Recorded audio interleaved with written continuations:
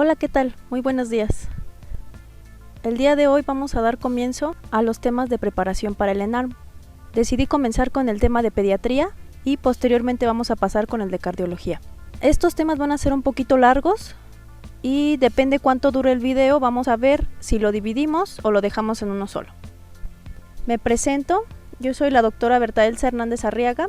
Soy residente de cuarto año de la especialidad de Medicina de Rehabilitación. Actualmente me encuentro en la 3 veces heroica sede sur. Y como les comentaba, vamos a comenzar con actividades preventivas en pediatría. Uno de los temas muy preguntados y muy importantes para el médico general, para el médico pediatra, para el médico neurólogo. Vamos a empezar con el programa del niño sano, continuamos con alimentación del lactante, crecimiento y desarrollo y posteriormente vacunas.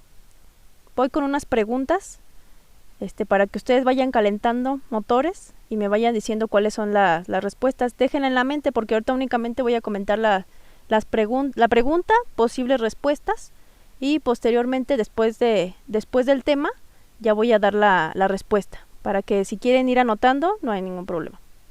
Entonces, respecto al síndrome de muerte súbita infantil, ¿cuál de las siguientes no es factor de riesgo? A. Tabaquismo materno. B. Sexo femenino. C. Intervalo QT prolongado en la primera semana de vida. D. Antecedente de hermano fallecido por este síndrome. Otra pregunta. La posición de decúbito prono durante el sueño en los lactantes se ha asociado con A. Una mayor ganancia de peso. B. Mayor riesgo de neumonía por aspiración. C. Disminución del tránsito intestinal. O D. Mayor riesgo de muerte súbita. Entonces manténganlas en mente para verlas después del tema. Ahora sí, ya entramos de lleno al programa del niño sano. El programa del niño sano es el establecimiento de una relación entre el médico, el niño y sus familiares para asegurar un buen estado de salud. Su contenido es el estado nutricional, si nosotros detectamos que su peso es adecuado o si por el contrario tiene sobrepeso, obesidad o desnutrición. En cuanto al crecimiento, también para la talla que se encuentre adecuada, el desarrollo psicomotor, inmunizaciones. Son bastante preguntadas en el examen, como ustedes ya vieron algunos de los que ya han presentado examen. Prevención de accidentes, también sobre todo aquí en población ya un poco mayor, ya de adolescentes sobre todo. Y medidas de higiene, que es lo que algunas de esas fueron preguntas sobre todo de este ENARM. Y detección de problemas de salud. Vamos a ir viendo cada una de ellas. Los objetivos que tiene este programa es disminuir la morbimortalidad, ya sea por enfermedades metabólicas, congénitas, patologías perinatales. Aquí es donde tiene una incidencia bastante importante el tamiz neonatal, que lo vamos a ver más adelante. Infecciosas susceptibles de vacunación mediante el esquema nacional de vacunación. Trastornos del aparato locomotor o alteraciones audiovisuales, también aquí alteraciones audiovisuales, bastante importante con el tamiz auditivo y visual. Signos de riesgo psicosocial, no solamente lo que encontremos nosotros tanto en el trastorno motor, también va a influir mucho el entorno del niño, sus familiares más cercanos, su madre, su padre, abuelos, quienes convivan con él. Y enfermedades de crecimiento y nutricionales. ¿Para qué vamos a hacer esto? Para promocionar hábitos saludables, para potenciar la promoción de la salud en el centro de salud y en los centros escolares, para identificar a los niños de grupo de riesgo, aquellos niños que son prematuros, que tienen maltrato infantil o trastornos de la conducta alimentaria, y para prevención de accidentes. ¿Qué nos comenta las guías de práctica clínica mexicanas sobre el control y seguimiento de nutrición en cuanto al crecimiento y desarrollo en el niño menor de 5 años? Nos dice que a partir del recién nacido debe de tener 2 consultas, una a la semana y uno a los 28 días de vida. A partir del primer mes hasta el primer año debe tener 12 consultas, una cada mes. Mayor de 1 año a 3 años debe tener 4 consultas, una cada 3 meses. Y mayor de 3 años hasta los 5 años, 2 consultas por año, es decir, una cada 6 meses.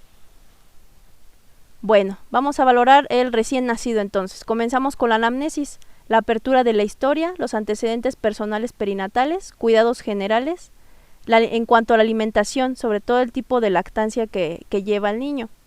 Hábito intestinal, diuresis, sueño, Verificar realización y resultado de tamizajes neonatales, el metabólico y el auditivo. Aquí tengan ustedes en mente como si estuvieran en un consultorio, como si fueran médicos familiares, o también en su consulta de médico general, valorar a un niño, cualquier niño que venga para una valoración de niño sano, el orden en el que debemos llevar toda la valoración. Entonces, continuamos con exploración física. Vamos a hacer la somatometría, el peso, la talla, el perímetro cefálico, para que nosotros ya podamos identificar desde ahí si hay algún problema. Aspecto general, si está bien hidratado, las mucosas, la piel en general, si no tiene lesiones que se haya ocasionado así a simple vista, y pues muy importante, todos los niños menores de 5 años, quitar toda la ropa para que podamos evaluar cualquier lesión que se encuentre oculta. En cuanto a la piel, pues que pueda haber plétora, ictericia, manchas, angiomas, nevos, cualquier dato que salte a la vista. En cuanto a las fontanelas, también bastante importante revisarlas. Aquí les puse la fontanela anterior, que en el recién nacido debe ser de 2.1 centímetros. Esa es la media, pero puede llegar a ser hasta 4 centímetros. Tiene su cierre de 13 a 14 meses, eso es lo general, lo más usual que veamos. Sin embargo, puede haber una variabilidad entre los 4 y los 30 meses, pero eso ya nos estaría hablando o hacer pensar sobre alguna endocrinopatía, sobre todo en aquellos que tengan retardo en el cierre de la fontanela.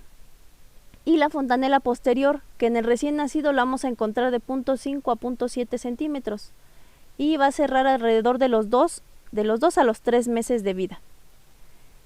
Nunca falta un niño en la consulta general, familiar, neurológico o cualquier otro tipo, sobre todo nosotros que estamos en rehabilitación, que veamos y evaluemos la fontanela. A lo mejor se nos puede pasar en algún momento, entonces es muy importante valorarla.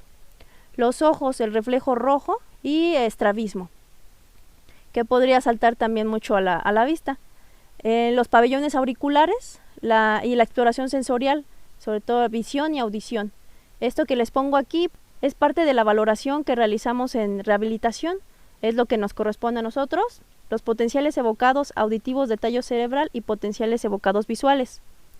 Muy importante es valorarlos, por eso son parte del tamiz, y también para aquellos pacientes que realmente ya se haya detectado una hipoacusia o disminución de la agudeza visual.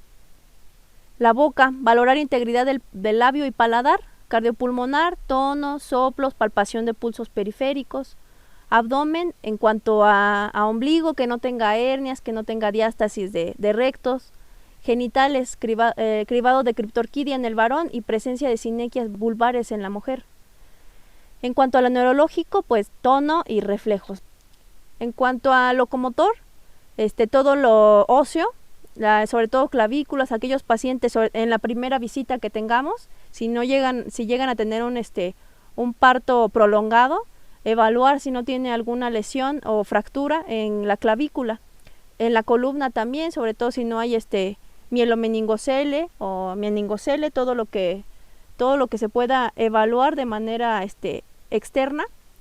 Los pies que podamos encontrar en estos niños, pie equinovaro sobre todo, y también cribado de displasia de cadera. Eso no se nos puede pasar a nadie, a cualquiera que nos llegue un niño, sobre todo en edades muy tempranas, displasia congénita de cadera. Y pues nada más para evaluarlos, yo creo que ustedes ya conocen las maniobras de Ortolani y Barlow, nada más es para repasar. Algunas veces lo llegan a preguntar en el ENARM. La maniobra de Ortolani, necesitamos a que nuestro niño se encuentre en decúbito supino, que nosotros realicemos con nuestras manos como se ve en la imagen, tratar de colocar nuevamente la cabeza acetabular en su lugar, y tiene que hacer un chisquido como de clonk. Si hace un clic, eso se considera como algo fisiológico, sobre todo si lo hace en las dos maniobras, en Ortolani y Barlow. Sin embargo, sonido que nosotros encontramos al tratar de realizar el movimiento para colocar la cabeza en su lugar, hace un sonido más sordo, como de clonk, y se siente el cambio en cuanto al movimiento. En la maniobra de Barlow lo que vamos a hacer es tratar de llevar hacia afuera la cabeza acetabular. Entonces con nuestras manos tratamos de sacar. Entonces para que no se les olvide, ortolani es la I como de in, hacia adentro, y Barlow o como out, hacia afuera. Las intervenciones y la educación para la salud.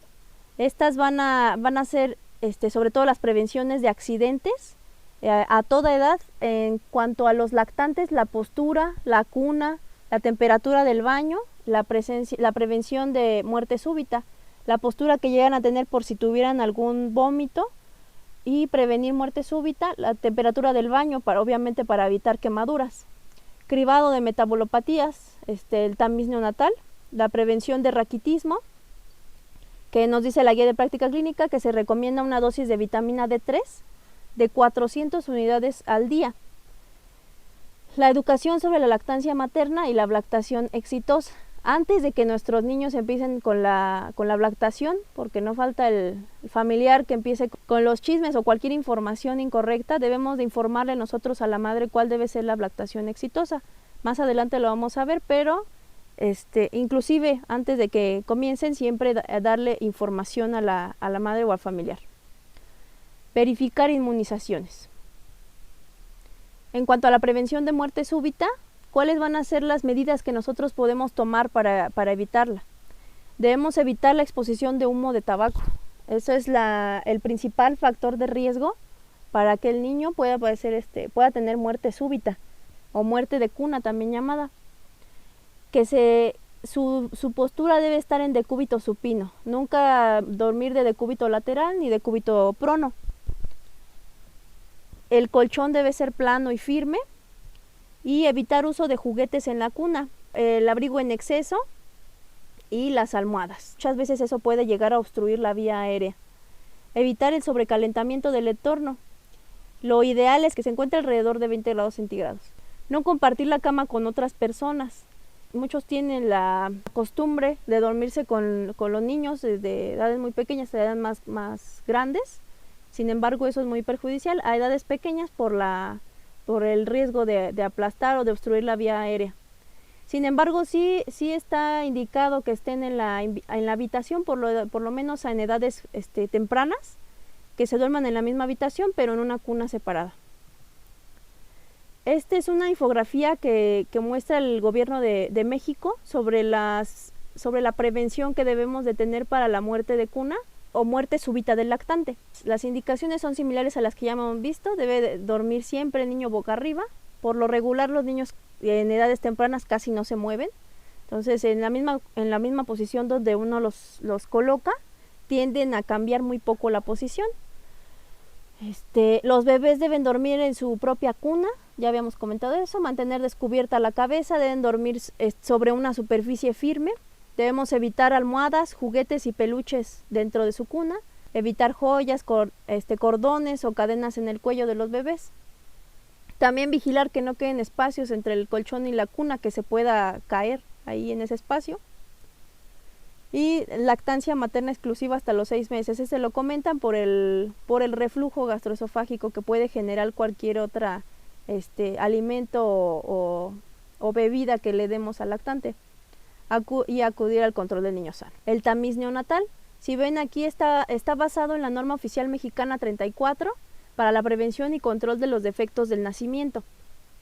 Se comenta desde ese año, desde el 2002 que se creó esa norma, que el tamiz neonatal básico debe tener 7 parámetros o 7 enfermedades a evaluar. Como vemos, actualmente todavía sigue así. Esto que vemos debajo de la norma oficial, dice Burciaga Torres, dijo que en el IMSS el tamiz neonatal incluye la detección de 7 enfermedades, que son los que vamos a ver: hipotiroidismo congénito de forma primaria, hipotiroidismo congénito central, hiperplasia suprarrenal congénita, fenilcetonuria, deficiencia de biotinidasa, galactosemia y fibrosis quística. Entonces continúan siendo los mismos que vemos desde el 2002 hasta ese artículo que ven es del 2019. No me voy a adentrar mucho en cada uno de los temas, por lo menos no por ahorita. Si ustedes gustan o quieren que aborde ese tema, podemos abordarlo más adelante. sobre todo ya con vista como tema para el ENARM. Y si gustan hacerlo así, lo pueden dejar abajo su comentario. Entonces, este es el tamiz básico. El tamiz ampliado, a lo mejor ustedes habían escuchado alguna ocasión, suele variar por lo menos en México. Varía en cuanto a los laboratorios y varía en cuanto a las pruebas que se suelen detectar. Vi e investigué aquí en México, tenemos uno de los 3 laboratorios más importantes o más frecuentemente acudidos de manera privada, que es el OLAP. Ahí nos menciona que maneja 25 enfermedades que puede detectar. En cuanto a Los Ángeles, dice que maneja 60, sin embargo, esos 2 no refieren cuál de ellos son los que, además de los 7 básicos, manejan. En Chopo no menciona cuáles son tampoco los que manejan, no menciona ni cuáles ni cuántos. Sin embargo, encontré un laboratorio que se llama Diagnóstica, que es el que más encontré, que abarcaba todas las enfermedades metabólicas. Son 76 los reactivos para evaluar. Entonces, ya tenemos aquí fresco el tema también. Les quería hacer únicamente esta pregunta para que también la vayan anotando. Y más adelante, cuando terminemos o concluyamos el tema, vemos las respuestas junto con las otras 2. De los siguientes componentes del tamiz neonatal básico, ¿cuál no corresponde? A. Fibrosis quística. B. Enfermedad de orina de jarabe de maple. C. Tirosinemia neonatal. D. Hipotiroidismo congénito. Entonces casi es así como viene en las preguntas del ENARM. Puede variar cualquier otra cosita, pero bueno, entonces vamos viendo. Anoten su respuesta y ahorita más adelante lo vemos. Quería mostrarles estas imágenes. Son del laboratorio diagnóstica que les comentaba, que son todas las pruebas. Ahí sí nos desmenuzan todas las enfermedades que se pueden detectar, todas las 76 pruebas que detectan. Nada más les quiero comentar así como que lo más general, como los grupos a los cuales se van a detectar cada una de las enfermedades. Entonces, uno de ellos son los trastornos de la oxidación de los ácidos grasos.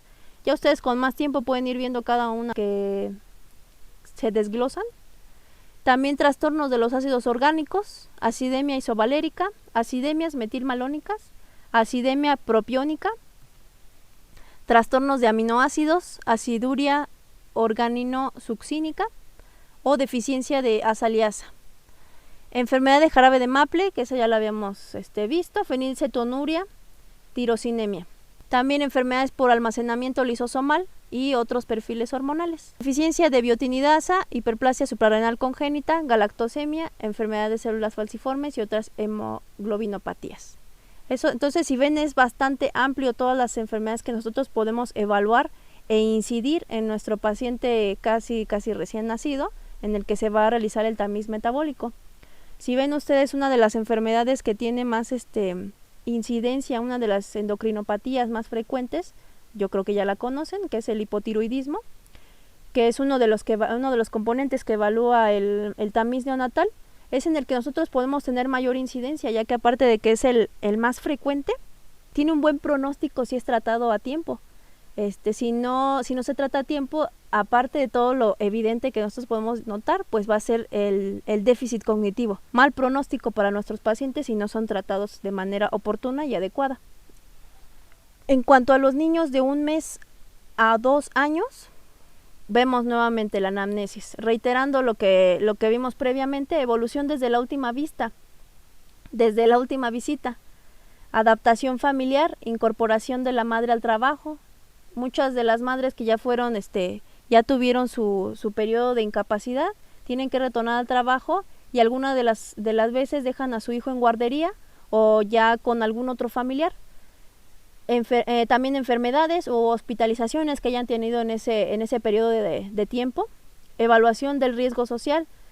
Aquí vamos a detectar crisis familiares. A lo mejor nosotros no vimos que hubiera una crisis familiar previa, porque pues el niño está muy chiquito, acaba de llegar, pero posteriormente ya puede llegar a haber un cansancio, inclusive un estado depresivo en la madre, y no solo en la madre, también puede haberlo en el padre, y puede generar conductas pues de violencia. observar la actitud de los padres. La alimentación, el tipo de lactancia, la frecuencia y el número de tomas. El inicio y orden de introducción de la alimentación complementaria y las cantidades. El hábito intestinal también es frecuente preguntarlo en los niños y sobre todo que es causa de duda de muchas de las madres. Y la diuresis. Cuidados, higiene, descanso, sueño, horario, las guarderías, cuáles son sus horarios, qué alimentos les dan ahí también en la guardería, qué actividades les ponen a hacer en la guardería, y los cuidadores habituales. Aquí se da un espacio para las dudas de los padres y los resultados, ¿no? Se dan los resultados de las pruebas metabólicas. Aquí encontré una guía de diagnóstico y tratamiento en el estreñimiento en México, no como tal para abordar el diagnóstico de estreñimiento, sino más para dar a conocer el hábito intestinal que llegan a tener los niños, porque muchas veces nos preguntan. Entonces vemos aquí esta tabla que me parece muy, muy interesante, que es de acuerdo a la edad, las evacuaciones por semana y evacuaciones por día, para que nosotros no se nos haga extraño que nos digan, porque obviamente un niño, un lactante no va a tener las mismas evacuaciones que las que va a tener un adulto o un adulto mayor. De 0 a 3 meses va a depender si es alimentado con leche humana o con fórmula láctea. Puede realizar más evacuaciones por semana y por día, obviamente, cuando está alimentado por leche humana que cuando tiene fórmula láctea, ya que los que tienen fórmula láctea tienden un poco a ser un poquito más duras las heces, no sin llegar al estreñimiento, obviamente. Entonces vemos que de 5 a 40 evacuaciones por semana y evacuaciones por día, un promedio de 2 a 3 evacuaciones por día. En cuanto a la edad de 6 a 12 meses, vamos a ver que las evacuaciones son normales dentro de un rango de 5 a 18 evacuaciones por semana y hasta 2 evacuaciones por día. De 1 a 3 años, de 4 a 21 evacuaciones por semana y 1 a 1.5 por día, y mayor a 3 años ya van disminuyendo en cuanto a la frecuencia. A la semana 3 a 14 y al día en una ocasión. Eso ya se va regulando ya casi como al nivel de la adultez. Los factores asociados al estreñimiento funcional. Muchas veces pueden llegar con nosotros a tener una duda sobre todo del estreñimiento que les comentaba, y debemos de abordar estos factores que pueden tener, sobre todo los periodos críticos. Este es bastante importante, no tanto como para cuestión de pregunta de NARM, pero sí para la práctica clínica. La lactancia, lo que les comentaba, la leche humana, la fórmula láctea o la leche de vaca, que se encuentre en una edad preescolar o escolar. Eso es muy frecuente que se encuentre en los niños cuando van a entrar a la edad escolar, cuando sufren de bullying, cuando tienen ansiedad por algún examen, por alguna situación específica. El adiestramiento inadecuado para el control de esfínteres, la fobia al inodoro, uno de los factores muy frecuentes, disminución del bolo fecal, rechazo al inodoro fuera de la casa, entonces esperan más y ya cuando quieren o tienen la oportunidad pues ya no se puede. Aporte de fibra natural y agua menor a la recomendación. Regímenes dietéticos restrictivos, inhibición del reflejo de evacuación, que uno les prohíba ir al baño. Entonces esas cosas son factores que se pueden asociar a que si nuestro niño se encuentra sano, pueda tener un estreñimiento funcional. Y aquí nada más el gráfico de heces de Bristol. Pueden llegarlo a preguntar, en alguna ocasión lo preguntaron en el ENARM, para ver la consistencia de las heces. Eso siempre es muy importante, nada más acuérdense que mientras menos número, más duras, mientras más número, más acuosas. Entonces ya ustedes pueden ir viendo la forma, ya más o menos lo que les dicen ustedes, es ustedes pueden ir evaluando qué clasificación le dan. Lo normal es que se encuentre en el tipo 4. Como ven aquí, en forma de salchicha, como serpiente, lenta, lisa y suave. En cuanto a la uresis, el volumen urinario normal de la infancia oscila entre 1 y 3 mililitros por kilogramo hora. Sin embargo, vamos a ver que conforme pasan los días, van a ir aumentando los volúmenes de orina. Vemos aquí en esta tablita, nada más es para hacer de su conocimiento, el volumen por mililitro día, sobre todo para evaluar a aquellos pacientes que pueden llegar a tener poliuria. Encontré también aquí de un artículo que dice que durante el primer año de vida en un niño normal la frecuencia de micciones es de aproximadamente 20 veces al día. A veces uno no se da cuenta cuántas veces orinó realmente, ya hasta que empiezan con el control de esfínteres. Con el crecimiento va disminuyendo y a los 2 años se reduce a la mitad. Entonces a los 2 años vamos a tener aproximadamente 10 micciones al día. Y en niños de 7 años aproximadamente 5 veces al día. La exploración física. Volvemos nuevamente con la somatometría, el peso, la talla, el perímetro cefálico. Cuanto a la piel, también nuevamente evaluar manchas, hidratación, descartar signos sospechosos de malos tratos. Las fontanelas también. Ojos, el reflejo rojo y el cribado de estrabismo. Y la exploración sensorial, la visión y audición. En cuanto a la boca, si ven aquí ya podemos ir detectando lo de dentición. Vamos a ir a ver ahorita más adelante eso. Cardiopulmonar, los tonos, soplos y palpación de pulsos periféricos. Abdomen, también continuamos con ombligo y hernias. Genitales, el cribado de criptorquidia en el varón. Locomotor, columna vertebral, cribado de displasia de miembros. ¿Qué intervenciones para la educación y para la salud podemos tener aquí? Como habíamos visto previamente, lo de la vitamina A, la continuamos hasta los 12 meses. Y de los 6 a los 12 meses podemos hacer la prevención de ferropenia. Consejos de alimentación, reforzar la lactancia materna, eso es muy, muy importante. Y alimentación complementaria, si vemos ya aquí es el periodo de la lactación y muy importante saber con qué alimentos podemos ir lactando al niño. También lo vamos a ver un poquito más adelante. Prevención de accidentes, la temperatura del baño, la prohibición de uso de andadores. Aquí es muy importante que nosotros siempre le digamos a nosotros, a todos los familiares o los que convivan con el niño que apenas quiere empezar a caminar, que no se le coloquen andadores. Eso va a dificultar más adelante su coordinación, su marcha, y puede llegar inclusive a tropezar o ser frecuentes caídas, nada más por tener un uso de andador. No es recomendado en general. Los consejos de autocuidado en enfermedades comunes, lo que son las enfermedades respiratorias agudas, gastroenteritis, fiebre, a partir de los 2 meses. Y si tienen alguna duda, pues también que no la hagan saber los padres. El consejo de higiene, en cuanto al baño, la ropa, los chupones, paseo bucodental o sueño. Y consejos sobre tabaquismo pasivo, que eso ya lo habíamos visto. Y consejo de exposición solar también para la adquisición de la vitamina D. Niños de 2 a 6 años, en cuanto a la anamnesis, evolución desde la última visita, evaluación del riesgo social, también aquí detectar crisis familiares y observar la actitud. Alimentación, tipo de lactancia, frecuencia y número de tomas, inicio y orden de introducción de alimentación complementaria y las cantidades. También continuamos con hábito intestinal, diuresis, los cuidados generales, control de esfínteres y dudas de los padres. En cuanto a la exploración física, continuamos con peso, talla, índice de masa corporal y perímetro cefálico, que más adelante vamos a ver. La piel, las manchas, hidratación, signos de malos tratos, cribado de estrabismo, visión y audición, y boca y dentición. Aquí quería hacer un énfasis a la visión y audición en cuanto a la exploración física, no solo en el niño de 2 a 6 años, porque eso ya nos alejamos bastante. En todos los niños menores de 5 años, sobre todo de mayor importancia dentro de los 3 primeros meses. ¿Cómo hacemos un cribado de visión y audición antes de enviarlo a un tamiz o a una evaluación ya por unos potenciales evocados? Es indispensable hacer las pruebas de los reflejos cocleopalpebral.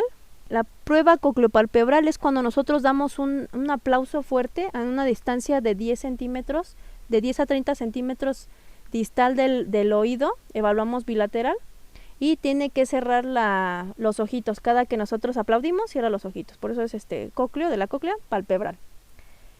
Otro de los reflejos es el óptico facial, que nosotros acerquemos con nuestra mano, como si fuéramos a darle un golpe, obviamente no lo damos, cerca de los ojos, acercando únicamente la palma de la mano.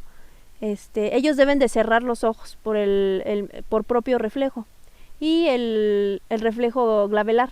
Nosotros damos un leve golpeteo con cualquier dedo sobre la glabela y debe hacer un cierre de palpebral de manera refleja. Si nosotros no encontramos cualquiera de esos reflejos, es cuando nosotros ya podemos enviar para la valoración de los potenciales evocados, auditivos y visuales. En cuanto a la intervención y educación para la salud, la prevención de accidentes, en cuanto a las quemaduras, caídas, ahogamiento, tráfico y seguridad en el automóvil. Si se fijan, este es como el grupo más vulnerable porque ya son los niños que ya pueden treparse a todas partes, correr a todas partes, entonces son el grupo etario que puede sufrir más frecuentemente estos accidentes. Y las intoxicaciones, ¿no? Resguardo adecuado de los medicamentos y químicos, porque también ya suben la mano, agarran cualquier cosa, quieren abrir cualquier puerta y sacar cualquier objeto que vean dentro de algún almacenamiento. Entonces las lesiones en el hogar, todas estas lesiones son la principal causa de mortalidad a esta edad, por eso es muy, muy importante. Consejo de alimentación: la dieta completa, variada y apetitosa. Entonces, ¿cuáles van a ser las necesidades diarias de nuestro niño de 2 a 6 años? Van a ser aproximadamente, depende mucho de su actividad que realice, pero aproximadamente entre 1500 y 2000 kilocalorías. Si ven, es un poquito mayor a la que nosotros consumimos ya como adultos. Leche de ellas debe ser leche de derivados, 500 a 700 mililitros al día. Evitar el uso de sal, evitar el consumo de golosinas y bollos, pasteles, cualquier otra cosa. Debe ser siempre un horario regular, que ellos ya estén acostumbrados, que sigan una rutina diaria, porque si no es muy difícil poderlos adecuar a la misma. Limitar el consumo de jugos y refrescos. Parecen obvios que no se deben de dar y que a ninguna edad, ¿no? de preferencia. Pero muchas ocasiones, porque se encuentran un poquito más asequibles, más fáciles, más rápidos de encontrar, se los damos. En cuanto a los consejos de higiene corporal, el baño diario, nunca dejarlos solos. Cortar las uñas de las manos o los pies de forma recta para que no sufran sobre todo arañazos en la cara o en cualquier parte del cuerpo por estar jugando. Estimular el lavado de manos antes y después de las comidas y después de ir al baño. El cabello 2 a 3 días. No usar hisopos o cotonetes para los oídos. Y a las niñas siempre recordarles a las mamis y a los papis, limpiar dirigiendo el papel higiénico desde la vulva hacia el ano. Consejos sobre la higiene dental: fomentar el cepillado diario, 3 veces al día con agua. Esto es menores de 3 años. Para mayores de 3 años, ahí es cuando podemos empezar a incluir la pasta dentrífica fluorada infantil, con cantidad aproximada de 1 lenteja.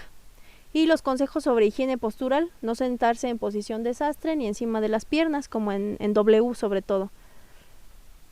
El calzado con talón reforzado, que debe ser amplio y flexible para poder hacer sus actividades. Consejos sobre el sueño: de 10 a 13 horas al día, de 1 hora de siesta incluida. Y horario regular, siempre hacer un ritual previo: el baño, contar un cuento, no permitir que se duerma en la cama con los padres, apagar la luz. Y aquí una de las preguntas es ¿cuál es el, bueno, varias, no fue nada más una, ¿no? La composición de la pasta dental. Desconozco cuál era como tal la pregunta y cuáles eran las opciones, pero encontré todos estos artículos, guías de práctica clínica y norma oficial, donde nos dice que todo lo que podemos tener a la mano para usar para la limpieza bucal.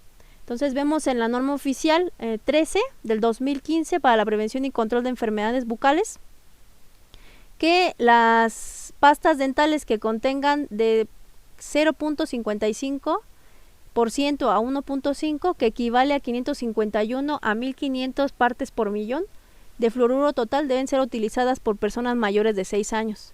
Menores de 6 años debemos de evaluar que tenga 550 partes por millón de fluoruro.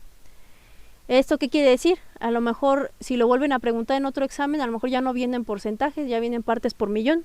Podemos nosotros evaluar cada uno, y lo importante aquí es la diferencia que podemos ver de uno a otro. Entonces 1.1%, como lo vemos aquí, que era, me parece, la respuesta del examen, fluoruro de sodio o sódico al 1.1% corresponde a 1100 partes por millón. Depende obviamente la edad, como estamos viendo aquí en la norma oficial. No puede ser nada más así como que para los niños o así para menores de 18 años. Tenemos que evaluar qué componente y qué porcentaje tiene nuestra pasta. Apenas estaba viendo mi pasta, la pasta de mi niño, y tiene 1100 partes por millón, como menciona esta respuesta. Y la otra, la del adulto, puede llegar a tener hasta 1500 partes por millón, que corresponde a 1.5. Cuando encontremos más porcentaje, como vemos aquí en prevención, diagnóstico y tratamiento de las infecciones odontogénicas en adultos, en el primer y segundo nivel de atención, podemos ver que algunos productos como el barniz de fluoruro de sodio llegan a tener hasta el 5%. Entonces eso es bastante y se usa una vez por semana. No se usa de manera diaria ni 3 veces al día como lo hacemos de manera rutinaria con otro producto.